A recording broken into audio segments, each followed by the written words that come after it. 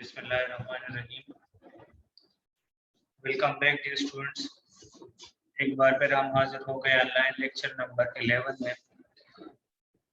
Online lecture number 11 of physics, unit number 4, topic number 4.7 हमने start किया हुआ था कल। Topic number 4.7 equilibrium.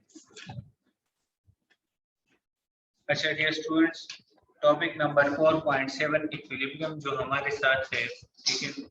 इक्विलिब्रियम को हमने काफी डिटेल में डिस्कस किया था कल, ठीक है, कि इक्विलिब्रियम क्या है, ठीक है। आज इसके ऊपर हमने करना है एग्जांपल और असाइनमेंट। एग्जांपल नंबर 4.4 और assignment number 4.4, page number 190।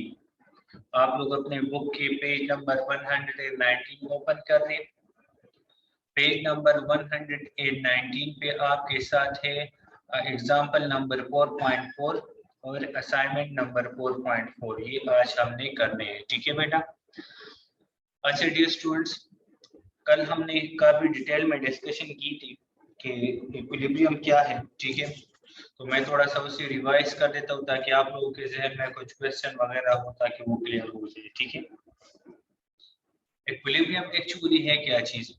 Equilibrium को हम किस तरह डिफाइन कर सकते हैं? इक्विलिब्रियम निकला है इक्विलिटी से, इक्वल से निकला है कि ऑब्जेक्ट एक ऑब्जेक्ट मतलब इक्विलिटी ऑब्जेक्ट में मौजूद होने चाहिए। इक्विलिटी का मतलब क्या है कि ऑब्जेक्ट अगर मोशन करे तो वो बिल्कुल स्ट्रेट लाइन मोशन करे और उसके मोशन में ना इंक्रीज आए ना डिक्रीज आए, तो हम कहते हैं कि ये ऑब्जेक्ट इक्विलिब्रियम में है, ठीक है।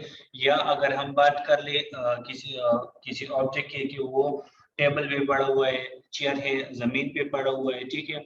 जब तक इस टेबल पे या चेयर पे या बुक पे हम फोर्स अप्लाई नहीं करते तब तक हमारे साथ ये चेयर, ये टेबल, ये बुक अपनी जगह से हिलेगा नहीं, ठीक है। क्यों नहीं हिलेगा? क्योंकि ये इक्विलिब्रियम में है, ठीक है। अब इक्विलिब्रियम को हम किस तरह डिफाइन कर सकते हैं, ठीक है। इक्विलिब्रियम को हम डिफाइन कर सकते हैं, आप अपने बुक की तरफ देखिए, पेज नंबर 116। इस पे ये डिफिनीशन लिखा गया है, ठीक है। पेज नंबर 116 इस पे डिफिनीशन लिखा गया है। डिफिनीशन है पेज नंबर 116 की तरफ आ जाइए, है पेज नंबर 116, ठीक है। अच्छा, यहाँ पे ये डिफिनीशन राइट किया गया है, ठीक है। डिफिनीशन में है कि the state of a body in which under the action of several forces acting together there is no change in translatory motion as well as rotation motion is called equilibrium. The state of a body की वो हालत, वो state जिसमें object पे different forces apply हो जाए। Several forces का मतलब ज्यादा फोर्सेस, डिफरेंट फोर्सेस अप्लाई हो जाए, ठीक है। एक साथ उस ऑब्जेक्ट पे एक करे, एक साथ उस ऑब्जेक्ट पे अप्लाई हो जाए। There is no change in translatory motion as well as rotation motion.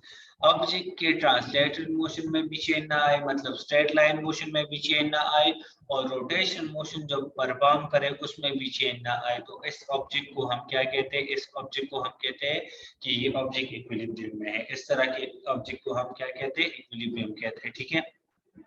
Equilibrium का एग्जांपल मैंने आप लोगों को दिया था कि बुक चेयर पे पड़ा हुआ है, ठीक है, या बुक टेबल पे पड़ा है, ठीक है। तो अब इस बुक का जो वेट है वो डाउनवर्ड की तरफ एक्ट कर रही है, और हमारे साथ जो फोर्स है मतलब हम टेबल जो इस बुक पे फोर्स अप्लाई करे वो नॉर्मल फोर्स है जो कि वो अपवर्ड की तरफ है, ठीक है। एक अपवर्ड फोर्स, दूसरा डाउनवर्ड फोर्स। अपवर्ड और डाउनवर्ड फोर्स एक दूसरे को बैलेंस करें। जब अपवर्ड और डाउनवर्ड फोर्स जो एक दूसरे को बैलेंस कर दी तो ये बुक क्या है? स्टेट ऑफ रेस्ट में है। अब आप लोग यहाँ पे देख सकते हैं कि यहाँ पे सेवरल फोर्सेस का मतलब क्या है कि एक नॉर्मल फोर्स है जो कि अपवर्ड है, दूसरा बुक का जो वेट है वो डाउनवर्ड है, ठीक है। दोनों एक अपवर्ड और एक डाउनवर्ड फोर्स, दोनों फोर्सेस की वजह से ऑब्जेक्ट ने एक दूसरे को बैलेंस किए हुए। इस बैलेंस की वजह से हम कहते हैं कि ये ऑब्जेक्ट इक्विलिब्रियम में है, ठीक है।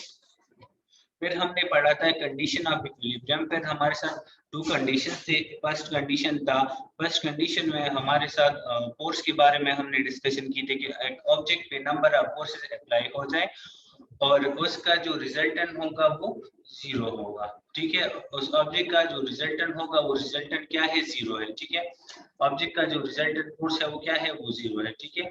ऑब्जेक्ट का जो रिजल्टेंट फोर्स है वो जीरो है, ठीक है। अच्छा, रिजल्टेंट फोर्स का मतलब क्या है कि नंबर ऑफ फोर्सेस ऑब्जेक्ट पे एक कर ले, let's suppose F1 F2 F3 F4 up to Fn, ठीक है, नंबर ऑफ फोर्सेस, ठीक है। मतलब नंबर ऑफ फोर्सेस का मतलब क्या है कि एक नॉर्मल फोर्स, एक वेट ऑफ द ऑब्जेक्ट, एक नॉर्मल फोर्स, एक वेट ऑफ द ऑब्जेक्ट, ठीक है।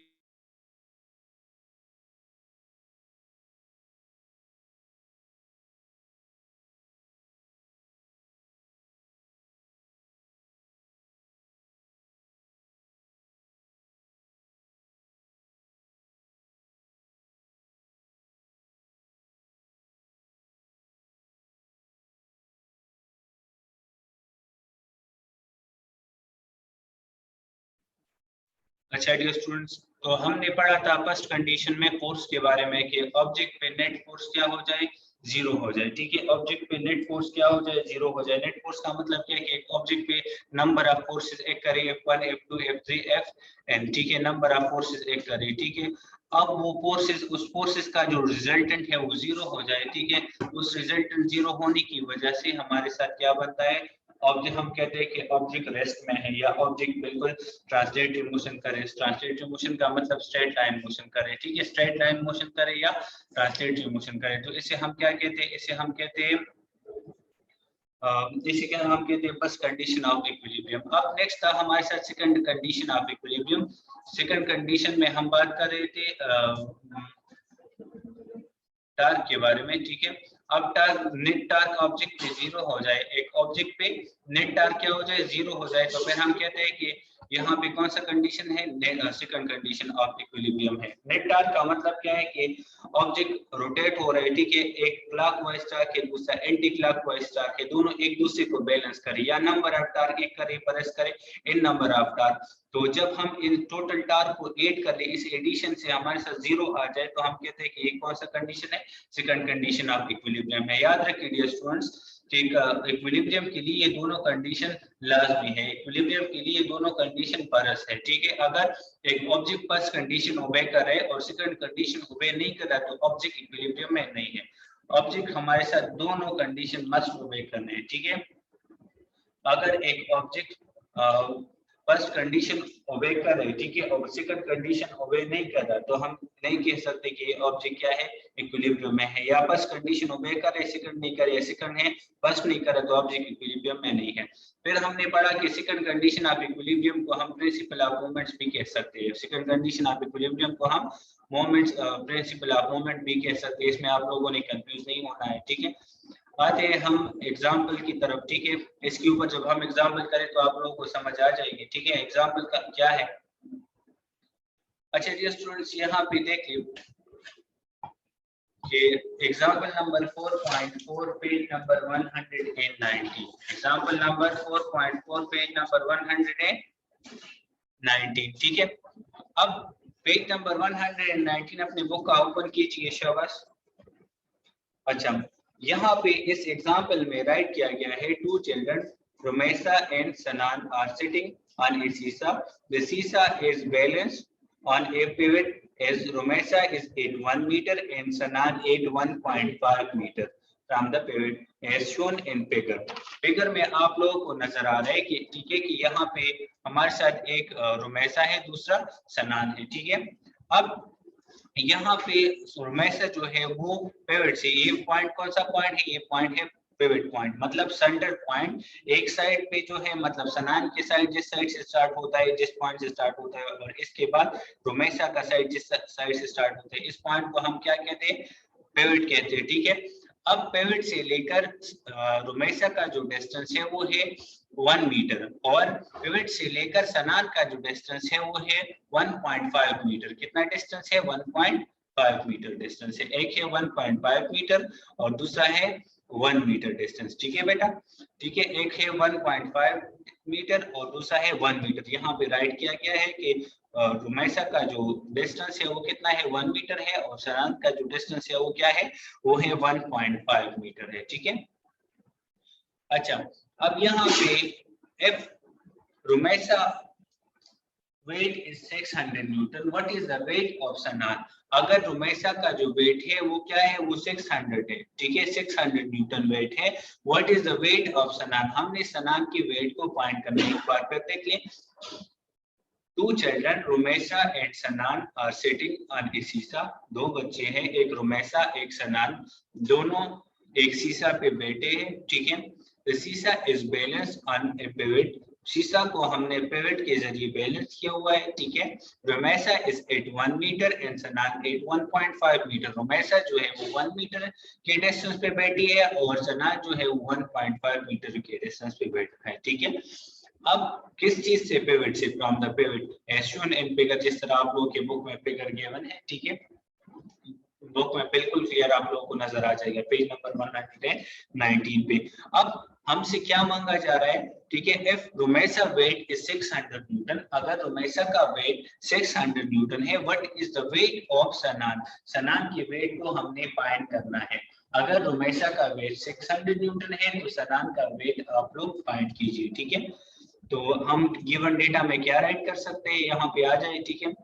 आई होप कि आप लोग स्टेटमेंट का समझ आया होगा, ठीक है। स्टेटमेंट में हमारे साथ टू डिस्टेंस गिवन है, एक वेट गिवन है, ठीक है, और एक वेट को हमने फाइंड करना है, ठीक है। अब यहाँ पे आप लोग देख लें कि गिवन डेटा में हमने क्या राइट किया हुआ है, रोमेसा वेट जिसको हम WR से रिप्रेजेंट करते हैं वो है 600 न्यूटन, जो कि किस चीज में मौजूद है, यहाँ पे आप लोग देखते हैं, देख सकते हैं कि ये हमारे साथ मौजूद है स्टेटमेंट में। स्टेटमेंट से हमने लिया हुआ है रोमेसा वेट, ठीक है।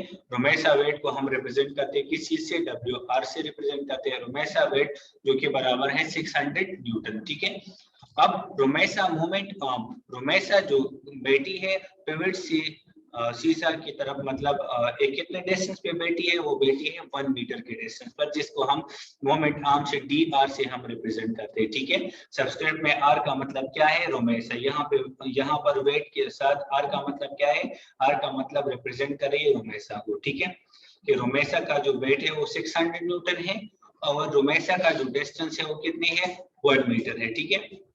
अब नेक्स्ट आप लोगों के साथ गिवन है सनान डिस्टेंस। सनान डिस्टेंस को हम रिप्रेजेंट करते हैं या सनान मोमेंट आर्म को हम DS से रिप्रेजेंट करते हैं। D का मतलब मोमेंट आर्म और S का मतलब सनान, ठीक है। इस सनान पिवट से कितने दूर डिस्टेंस पे बैठा है, वो है 1.5 मीटर। कितना दूर डिस्टेंस है, 1.5 बेटा। ये यहाँ पे देख ले, ये हमारे साथ 1 मीटर डिस्टेंस रोमेसा के लिए ये भी गिवन है और सनान के लिए 1.5 मीटर डिस्टेंस ये भी हमारे साथ स्टेटमेंट में ही गिवन है। ये हमने स्टेटमेंट से लिए हुए। हमने फाइंड किस चीज को करना है, रिक्वायर्ड क्या है, रिक्वायर्ड हमारे साथ है वेट ऑफ सनान, सनान के वेट को हमने फाइंड करना है। रिक्वायर्ड क्या है, सनान के वेट को हमने फाइंड करना है, ठीक है, जिसको हम रिप्रेजेंट करते हैं किस चीज से, WS से रिप्रेजेंट कर लेते हैं, ठीक है। अच्छा, अब हमने इसमें पढ़ा है स्टेटमेंट में, यहाँ पे आप देख ले, शीशा is balanced on a pivot as Romesa is 1 meter and Sanan at 1.5 metre. इस पॉइंट का मतलब क्या है कि इन दोनों ने एक दूसरे को बैलेंस किए हुए, सनान 1.5 मीटर के दूर डिस्टेंस पे बैठा है और रोमेसा जो है वो 600 न्यूटन के डिस्टेंस पे, 1 मीटर के डिस्टेंस पे बैठी है, ठीक है। तो इन दोनों ने एक दूसरे को बैलेंस किया हुआ है, इन दोनों ने एक दूसरे को क्या किया हुआ है, बैलेंस किया हुआ है, ठीक है। अब इस बैलेंस होने की वजह से, किस चीज की होने की वजह से, बैलेंस होने की वजह से, मतलब इन दोनों ने एक दूसरे को बैलेंस किया हुआ है, ठीक है। जब एक दूसरे को बैलेंस किए हुए तो क्लॉकवाइज टार्क बराबर हो जाएगा एंटी क्लॉकवाइज के, क्लॉकवाइज टार्क बराबर हो जाएगा किस चीज के, एंटी क्लॉकवाइज टार्क के। मतलब सनान के साइड पे जितना टार्क क्रिएट होगा उतना टार्क रोमेसा के साइड पर भी क्रिएट होगा। तो इसी वजह से ये शीशा बैलेंस हो गई है, एक दूसरे को बैलेंस किए हुए, ठीक है। यहाँ पे राइट किया गया है Romesa is producing anti clockwise torque while Sanan is producing clockwise torque. Therefore by second condition of equilibrium, Sanan जो है वो हमारे साथ क्लॉकवाइज टार्क को क्रिएट कर रही है और रोमेसा जो है वो एंटी क्लॉकवाइज टार्क को क्रिएट कर रही है। सेकंड कंडीशन ऑफ इक्विलिब्रियम है कि क्लॉकवाइज टार्क को बराबर होगा एंटी क्लॉकवाइज टार्क के। तो या पूरे टार्क को जब आप लोग ऐड कर दें, ठीक है, मतलब क्लॉकवाइज टार्क और एंटी क्लॉकवाइज टार्क को जब हम ऐड कर दें, ठीक है, तो वो बन जाता है 0 कि नेट टार्क हमारे साथ क्या बनता है, नेट टार्क बनता है 0, ठीक है। तो टा आर का मतलब क्या है, torque on Romesa minus torque of Sanan which is equal to 0, net torque क्या हो गया 0 हो गया, ठीक है। तो सेकंड कंडीशन ऑफ इक्विलिब्रियम ये ओबे हो गया, ठीक है। एज द सीसा इज बैलेंस, सीसा क्या है बैलेंस, सीसा क्या है बैलेंस है, therefore we can write second condition of equilibrium as principle of moments। अब सीसा क्या है बैलेंस है, तो हम second condition of equilibrium in term of principle of moment भी राइट कर सकते हैं। Sum of clockwise torque is equal to anti clockwise torque, sum of clockwise torque is equal to sum of anti clockwise torque, यहाँ पे हम right कर सकते हैं। यहाँ पे आप देख ले टा आर माइनस टा एस, टा एस को दूसरी साइड पे शिफ्ट कर ले इक्विलिटी के, तो ये बन जाएगा प्लस, क्योंकि यहाँ पे इसके साथ माइनस का साइन है, ठीक है। तो tau R is equal to tau S बन जाएगा, tau R is equal to torque of Ramesha is equal to torque of Sanan, क्यों, क्योंकि सीसा ने एक दूसरे को बैलेंस किए हुए। अब टार्क हमारे साथ बराबर है force multiply by moment arm, force multiply by moment arm. यहाँ पे फोर्स की जगह पे क्या गिवन है वेट गिवन है, फोर्स की जगह पे क्या गिवन है वेट गिवन है, ठीक है। वेट भी हमारे साथ फोर्स है, वेट किस चीज का गिवन है रमेशा का वेट गिवन है जो कि 600 न्यूटन है, और एक साइड पे इक्विलिटी के एक साइड पे टार्क ऑफ रमेशा है, दूसरी साइड पे टार्क ऑफ सनान है, ठीक है। अब यहाँ पे टार्क ऑफ रमेशा की जगह हम राइट कर सकते हैं W R multiply by D R, ठीक है। डब्ल्यू क्या है weight of Rumesa multiply by क्या है मोमेंट आर्म ऑफ रमेशा, ठीक है, is equal to weight of Sanan minus moment arm of Sanan, ठीक है, वेट ऑफ सनान और मोमेंट आर्म ऑफ सनान, ठीक है। अब यहाँ पे आप देख ले कि रिक्वायर्ड में हमसे क्या मांगा जा रहा है कि हमने फाइंड करना है वेट ऑफ सनान को, किस चीज को हमने फाइंड करना है वेट ऑफ सनान को हमने फाइंड करना है, ठीक है। तो यहाँ पे वेट ऑफ सनान को हम डब्ल्यू एस से रिप्रेजेंट करते हैं, मोमेंट आर्म ऑफ सनान वो भी गिवन है, वो हमारे साथ है 1.5 मीटर है, ठीक है, और वेट मोमेंट आर्म ऑफ रमेशा वो है 1 मीटर, ठीक है, और मोमेंट आर्म ऑफ सनान वो क्या है 1.5 मीटर है। तो यहाँ पे आप देख ले कि हमने फाइंड किस चीज को करना है वेट ऑफ सनान को फाइंड करना है, ठीक है। तो आपने करना क्या है dividing both side by ds कर ले, dividing both side by ds, moment arm of सनान पे बोथ साइड डिवाइड करके यहाँ पे राइट किया गया है dividing both side by ds। जब आप दोनों साइड पे ds को डिवाइड कर ले तो इक्वेशन बन जाएगा WS is equal to WR divide by DS, WR divide by DS। अब यहाँ पे आप देख ले WR भी हमारे साथ गिवन डेटा में मौजूद है, DR भी मौजूद है और DS भी मौजूद है। WR जो कि 600 न्यूटन है, WR क्या है वेट ऑफ रमेशा है, ठीक है, DR क्या है मोमेंट आर्म ऑफ रमेशा, ठीक है, और DS क्या है मोमेंट आर्म ऑफ सनान, जो कि तीनों चीजें हमारे साथ गिवन है। तो हम इजीली वेट ऑफ सनान को फाइंड कर सकते हैं, पुटिंग वैल्यू को पुट कीजिए, WS is equal to WR हमारे साथ कितना है वो 600 न्यूटन है, मल्टीप्लाई बाय DR कितना है वो है 1 metre, 600 multiply by 1 metre divide by यहाँ पे ds कितना दिया गया है 1.5 मीटर, ds कितना दिया गया है 1.5 मीटर, ठीक है। यहाँ पे जब हम 600 मल्टीप्लाई बाय 1 कर ले तो वो बन जाएगा 600 ही, डिवाइड बाय 1.5 जब हम कर ले 600 डिवाइड बाय 1.5 जब हम कर ले तो हमारे साथ बन जाएगी वेट ऑफ सनान वो कितना है 400 न्यूटन है। आप अपने कैलकुलेटर को डालें और कैलकुलेटर के जरिए कर ले 600 multiply by 1 is equal to 600 newton आ जाएगा, डिवाइड बाय 1.5 कर ले तो आपके साथ बन जाएगी 400 न्यूटन। तो वेट ऑफ सनान कितना बन जाएगा 400 न्यूटन, ठीक है। अब हमारे साथ रिक्वायर्ड आंसर क्या आ गया वेट ऑफ सनान जो कि है 400 न्यूटन, वेट ऑफ सनान कितना गया 400 न्यूटन, ठीक है। हमने फाइंड किया वेट ऑफ सनान को 400 न्यूटन, ठीक है। एक बार फिर देख ले कि हमारे साथ दो बच्चे हैं, ठीक है, एक रमेशा है और एक सनान है, ठीक है, दोनों सीसा पे बैठे हैं और इन दोनों ने एक दूसरे को बैलेंस किए हुए हैं। रमेशा जो है 1 मीटर डिस्टेंस की दूरी पे है और सनान जो है 1.5 मीटर के डिस्टेंस की दूरी पे है। रमेशा का जो वेट है वो 600 न्यूटन है जो कि गिवन है और सनान के वेट को हमने फाइंड करना है, ठीक है। तो गिवन डेटा में हम राइट कर सकते हैं रमेशा's वेट वो कि 600 न्यूटन है, रमेशा मोमेंट आर्म जो कि 1 मीटर है, सनान मोमेंट आर्म जो कि 1.5 मीटर है और सनान के वेट को हमने फाइंड करना है, ठीक है। अब यहाँ पे हमारे साथ सेकंड कंडीशन आप इक्विलिब्रियम में होती है, ठीक है। सेकंड कंडीशन में हम बात कर रहे हैं कि नेट टार्क हमारे साथ 0 हो जाए, ठीक है। एक ऑब्जेक्ट पे नेट टार्क हमारे साथ क्या हो जाए, 0 हो जाए, तो सेकंड कंडीशन है टार्क रोमेसस टार्क माइनस सनान टार्क इज इक्वल टू 0, ठीक है। जब मैं इस इक्विलिटी की दूसरी साइड पे शिफ्ट कर लूं, ठीक है, सनान टार्क को, तो हमारे साथ बन जाएगी टा R is equal to tau S बन जाएगी, ठीक है। क्योंकि यहाँ पे नेगेटिव साइन है, जब इक्विलिटी की दूसरी साइड पे आ जाएगी तो ये प्लस बन जाएगी, ठीक है। अब टार्क हमारे साथ बराबर है W मल्टीप्लाई बाई डी। यहाँ पे आर का रिप्रेजेंट किस चीज को करते हैं, मैसेज को, और एस रिप्रेजेंट करते हैं सनाम को, ठीक है। W हमारे साथ वेट है और वेट भी एक फोर्स है, मैंने आप लोगों को बताया है, ठीक है। तो इसी वजह से फोर्स की जगह हम W भी यूज करते हैं। क्यों यूज कर सकते हैं, क्योंकि यहाँ पे हमारे साथ वेट गिवन है। और मोमेंट आर्म को हम आर से भी रिप्रेजेंट करते हैं और डी से भी रिप्रेजेंट कर सकते हैं। यहाँ पर भी हमने डब्ल्यू और डी से रिप्रेजेंट किया हुआ है, ठीक है। लेकिन यहाँ पे सब्सक्रिप्ट में जो है वो आर है, यहाँ पे एस है। क्यों है, क्योंकि यहाँ पे रोमेसा की टार को रिप्रेजेंट कर रही है और यहाँ पे सनाज की टार को रिप्रेजेंट कर रही है, ठीक है। अब हमने फाइंड करना है किस चीज को, वेट ऑफ सनान को हमने फाइंड करना है, ठीक है। वेट ऑफ सनान को हमने फाइंड करना है, ठीक है। जब हम सनान के वेट को फाइंड करना चाहते हैं तो dividing both side by moment arm, dividing both side by ds को दोनों साइड पे डिवाइड करें तो इक्वेशन बन जाएगी W is equal to WR dr divide by ds, ठीक है। अब W is equal to 600 newton multiply by 1 metre. Value put करें, WR गिवन है 600 newton multiply by 1 metre divide by 1.5। जब आप इसे कैलकुलेट करें तो आपके साथ बन जाएगी वेट ऑफ सनान जो कि है वो 400 न्यूटन है, ठीक है। हमारे साथ रिक्वायर्ड आंसर क्या आ गया, 400 न्यूटन आ गया, ठीक है। अच्छा, नेक्स्ट देख लिए असाइनमेंट की तरफ। असाइनमेंट भी बिल्कुल इसी तरह है, ठीक है। अपने बुक की तरफ देख लीजिए, पेज नंबर 119 के लास्ट पे है असाइनमेंट, ठीक है। असाइनमेंट की तरफ देख लीजिए।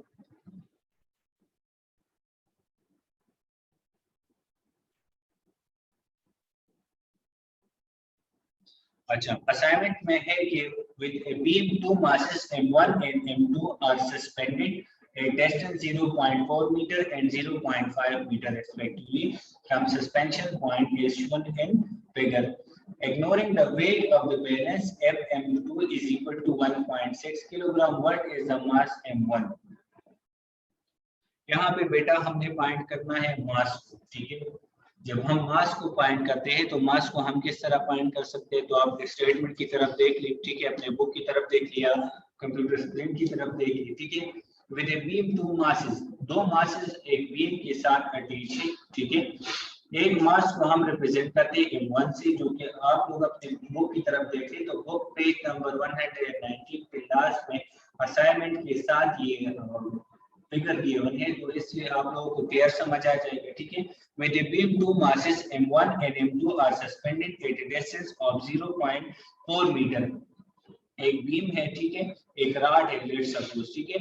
उसको हमने एक पॉइंट से सस्पेंड किया हुआ है। ये ब्लू लाइन आप लोगों को नजर आ रही है पेज नंबर 119 पे, फिगर की तरफ देखिए, ठीक है। असाइनमेंट के साथ जो फिगर है, ये ब्लू लाइन जिससे हमने सस्पेंड किया हुआ है इस रॉड को, ठीक है। अब इस रॉड को जब हमने सस्पेंड किया हुआ है तो ये रॉड बैलेंस है, क्या है, बैलेंस है, ठीक है।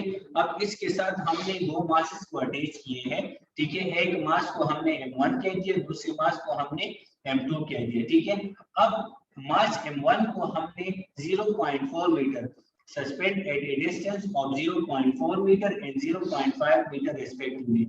अब m1 को हमने 0.4 मीटर की दूरी पे रखा हुआ है, सस्पेंड किया हुआ है, और 0.5 मीटर के दूरी पे हमने m2 को सस्पेंड किया हुआ है, ठीक है। मतलब आप लोग अपने बुक की तरफ देखिए, तो यहाँ पे ये बुक जो आप लोगों को नजर आ रहा है, ठीक है, बुक में, अच्छा, बुक में आप लोगों को ये ब्लू वाला लाइन नजर आ रहा है, मैं इसे शेड करता हूँ तो आप देख लीजिए। इससे ये ऑब्जेक्ट सस्पेंड है, ये रॉड, इस रॉड को हमने सस्पेंड किया हुआ है, ठीक है। अब इस रॉड के साथ टू मासेस है, एक मास m1 है और दूसरा मास क्या है, m2 है, ठीक है।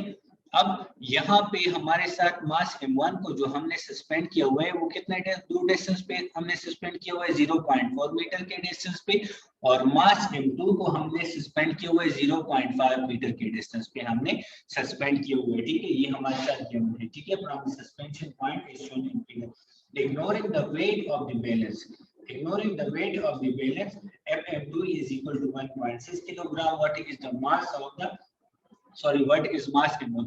आप लोगों से कह रहे हैं कि आप लोगों ने इस रॉड का या इस बीम का जो वेट है इसको आप लोगों ने इग्नोर करना है, ठीक है, इसको आप लोगों ने नहीं लेना है. M1 के मास को फाइंड करें और M2 का जो मास है वो गिवन है 1.6 किलोग्राम. वो कितना गिवन है? वो गिवन है 1.6 किलोग्राम, जो कि आपके साथ गिवन डेटा में मौजूद है. दोबारा एक बात देख ले कि दो मासेस है, एक मास गिवन है, एक को हमने फाइंड करना है, ठीक है. दो डिस्टेंस है, मतलब दो मोमेंट आर्म है जो कि पिवट पॉइंट से है या सस्पेंशन पॉइंट से है. एक है 0.4 मीटर, दूसरा है 0.5 मीटर, ठीक है. दो डिस्टेंस गिवन है, एक मास गिवन है, ठीक है. अब हमने फाइंड करना है मास M1, ठीक है. किस चीज को फाइंड करना है? मास M1 को हमने फाइंड करना है. M1 को हम किस तरह फाइंड कर सकते हैं? आप देख लिया. हम अब आ जाए अपने कंप्यूटर स्क्रीन की तरफ या मोबाइल स्क्रीन की तरफ, देख ले. शाबाश. अच्छा बेटा, यहाँ पे मैंने गिवन डेटा लिए हुए, ठीक है. गिवन डेटा यहाँ पे M2 जो लिया है, ठीक है, मास M2 ये हमारे साथ गिवन है.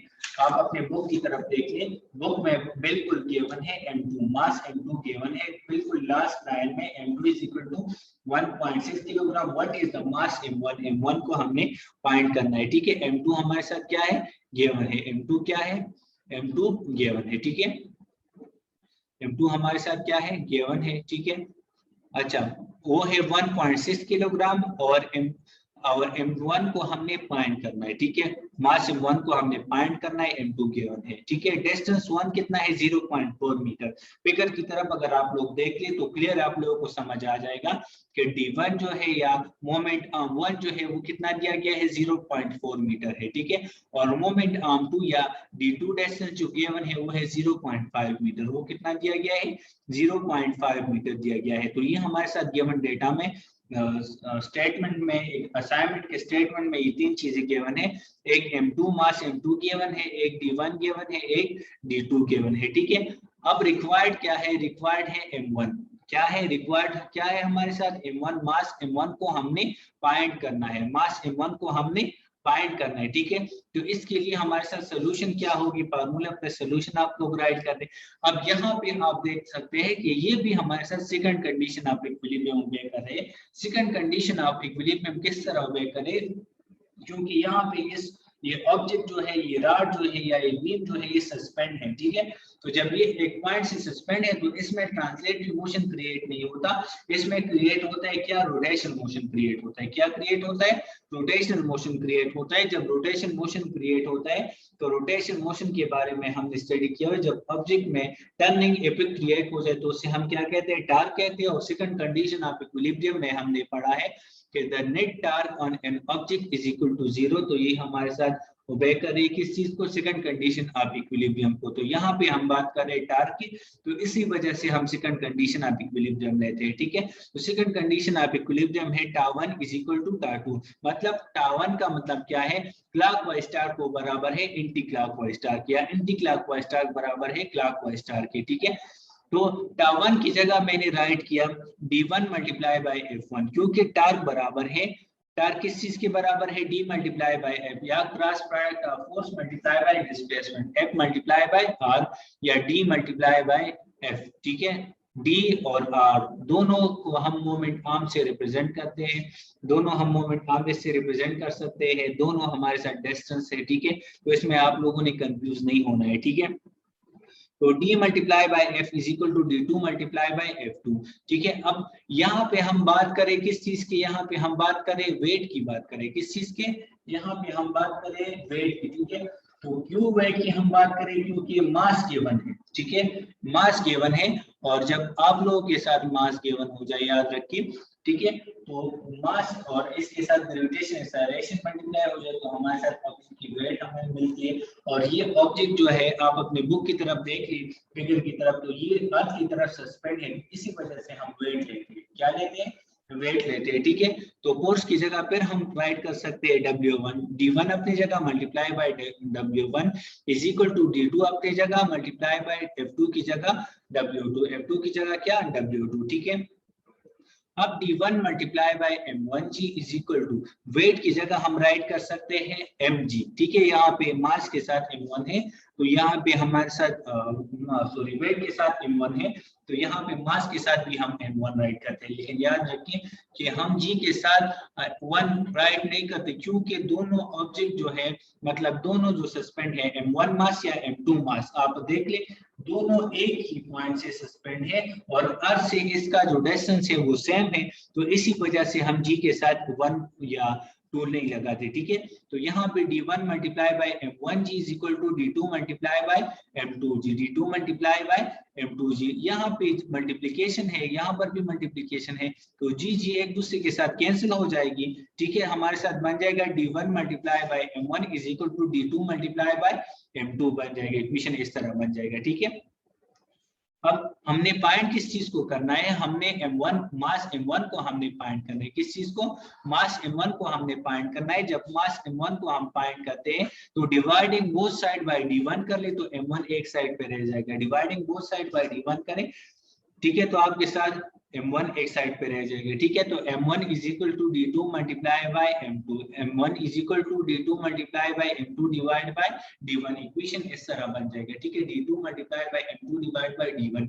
अब हमारे साथ आप देख सकते हैं कि d1 भी मौजूद है, d2 भी मौजूद है और m2 भी हमारे साथ क्या है, मौजूद है, ठीक है। तो हम इजीली m1 को फाइंड कर सकते हैं, ठीक है।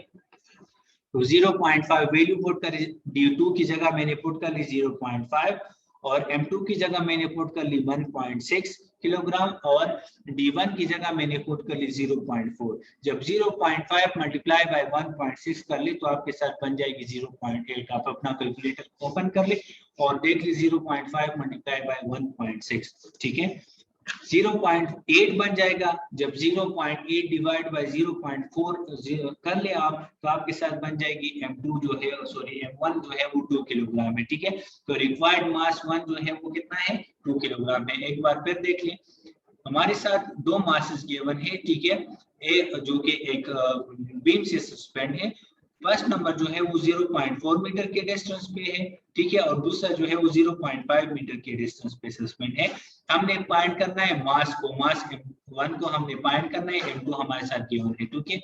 अब मास m2 है 1.6 किलोग्राम, मास डिस्टेंस 1 जो है वो 0.4 मीटर है और डिस्टेंस 2 जो है वो 0.5 मीटर है, ठीक है। रिक्वायर्ड क्या है, m1 है। तो सेकंड कंडीशन आप इक्विलिब्रियम यहाँ पे ओबे होते, क्यों ओबे होते, क्योंकि यहाँ पे ऑब्जेक्ट रोटेशन मोशन करे और रोटेशन मोशन हमारे साथ कौन सी कंडीशन से आती है, वो सेकंड कंडीशन आप इक्विलिब्रियम से आती है, ठीक है। अब यहाँ पे τ1 इज इक्वल टू τ2, ठीक है, τ1 इज इक्वल टू τ2, ठीक है। अब यहाँ पे आप लोग वैल्यू पुट करें, मतलब इक्वेशन पुट करें, d1 multiply by f1 is equal to d2 multiply by f2, d2 multiply by f2, ठीक है। अब जब आप d2 मल्टीप्लाई बाय f2 कर लें तो हमारे साथ यहाँ पे फोर्स की जगह पे वेट गिवन है, तो d1 multiply by w1 is equal to d2 multiply by w2। अब यहाँ पे w1 की जगह पे हम राइट कर सकते हैं d1 multiply by m1g, w1 की जगह हम m1g राइट करते हैं। यहाँ पे g के साथ 1 हम क्यों राइट नहीं करते, क्योंकि ये दोनों ऑब्जेक्ट हमारे साथ क्या है, इक्वल सस्पेंड है अर्थ से, ठीक है। तो इसी वजह से इसके साथ हम 1 राइट नहीं करते, तो जी एक दूसरे के साथ कैंसिल हो जाएगी। यहाँ पे इक्वेशन रह जाएगा d1 multiply by m1 is equal to d2 multiply by m2। हमने फाइंड किस चीज को करना है, m1 को फाइंड करना है, तो dividing both side by d1 कर ले। जब हम dividing both side by d1 कर लेते हैं तो हमारे साथ बन जाता है m1 is equal to d2 multiply by m2 divide by d1, ठीक है। वैल्यू पुट करें, जब हम इसमें वैल्यू पुट कर लेते हैं तो m1 is equal to 0.5 multiply by 1.6 divide by 0.4। जब हम 0.5 मल्टीप्लाई बाय 1.6 पुट कर लेते हैं तो हमारे साथ बन जाता है 0.8। फिर 0.8 को 0.4 पे डिवाइड कर ले, जब 0.8 को हम 0.4 पे डिवाइड कर लेते तो हमारे साथ रिक्वायर्ड मास जो है वो आता है 2 किलोग्राम, ठीक है। तो ये था हमारे साथ आज के एग्जाम्पल और असाइनमेंट, ठीक है। आप अपने साथ होमवर्क नोट कर लीजिए। होमवर्क में आप लोगों ने आज लर्न करना है टॉपिक नंबर 4.7 इक्विलिब्रियम और conditions of equilibrium, first second और प्रिंसिपल ऑफ मोमेंट, ये आप लोगों ने आज लर्न करना है, ठीक है। ये आप लोगों का होमवर्क है। अच्छा डियर स्टूडेंट्स, किसी का अगर क्वेश्चन हो तो वो पूछ सकते हैं, शाबाश।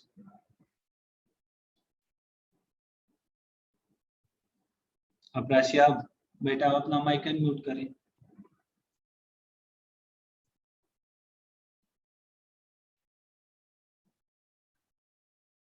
खिजर बेटा आप अपना माइक अनम्यूट करें। अस्सलाम वालेकुम सर जी। वालेकुम अस्सलाम जी बेटा। सर जी वेट की जगह पर आपने ये M1G क्यों लिखा और फिर M2G, ये जरा बता दें, ये M1 असाइनमेंट जी में। मैंने क्यों लिखा है? यस। अच्छा बेटा वेट बराबर है mg के, किस चीज के? वेट बराबर है mg के। यूनिट नंबर 3 में आप लोगों ने काफी डिटेल में पढ़ा है कि वेट हमारे साथ बराबर है W is equal to mg। तो यहाँ पे हमारे साथ गिवन है W1। क्या गिवन है? W1। तो इसी वजह से मैंने मास के साथ M1 लिखा है और G हमारे साथ ग्रेविटेशन एक्सेलरेशन है तो वो कांस्टेंट है, तो इसी वजह से G के साथ 1 नहीं लिखा है। Clear? Yes sir, thank you sir. Welcome. Javeria बेटा आप अपना माइक अनम्यूट करें। एक्सक्यूज मी सर, आपने एग्जाम्पल में भी कहा और असाइनमेंट में भी कहा कि डिवाइडिंग बोथ साइड, लेकिन आप तो एक साइड डिवाइड कर रहे हैं दोनों में। तो बेटा सर एक साइड पे जब हम डिवाइड कर लेते तो एक साइड से कैंसिल हो जाते हैं। क्या आप में इसमें ओके इक्वेशन करते हैं, जब हम इक्विलिटी के एक साइड जो करते हैं तो वो दूसरी साइड पे भी हम कर लेते हैं, तो इसी वजह से एक साइड से कैंसिल हो जाते हैं और दूसरी साइड पे शिफ्ट होते हैं। क्लियर? यस। मामून बेटा अपना माइक अनम्यूट करें।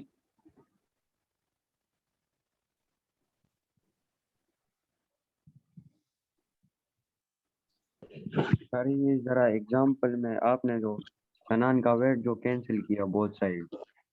क्या बेटा? सर एग्जाम्पल में आपने कहा ना कि बोथ साइड सनान का वेट जो है वो कैंसिल कर देंगे। आपका वॉइस क्लियर नहीं है तो थोड़ा जोर से बोले प्लीज। सर आपने एग्जाम्पल में कहा था कि बोथ साइड सनान का वेट है जो वो कट कर देंगे, लेकिन आपने सिर्फ एक साइड पर उसका वेट कट किया। अच्छा, मतलब हमने वेट को एक साइड पे डिवाइड किया, ये आप पूछ रहे हैं? Yes sir. यहाँ पे एग्जाम्पल में आप देख लिया अपने बुक की तरफ बेटा, यहाँ पे हमने डिस्टेंस को डिवाइड किया है, हमने वेट को डिवाइड नहीं किया है। ठीक है, हमने मोमेंट आर्म को डिवाइड किया है। क्यों हमने मोमेंट आर्म को डिवाइड किया है? क्योंकि हमने फाइंड करना है वेट ऑफ सनान। क्लियर?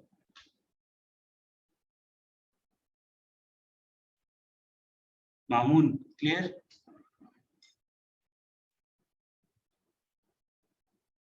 जुबैर आप अपना माइक अनम्यूट करें।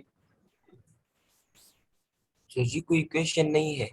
जी जी कोई क्वेश्चन नहीं है। कौन सा इक्वेशन नहीं है? क्वेश्चन नहीं है क्वेश्चन। ओके बेटा। कमाल बेटा आप अपना माइक अनम्यूट करें।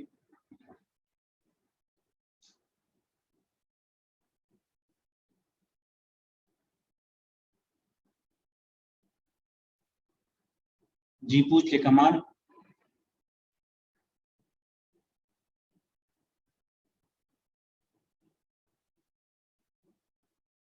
अगर किसी का क्वेश्चन हो तो आप पूछ सकते हैं। शाबाश बेटा।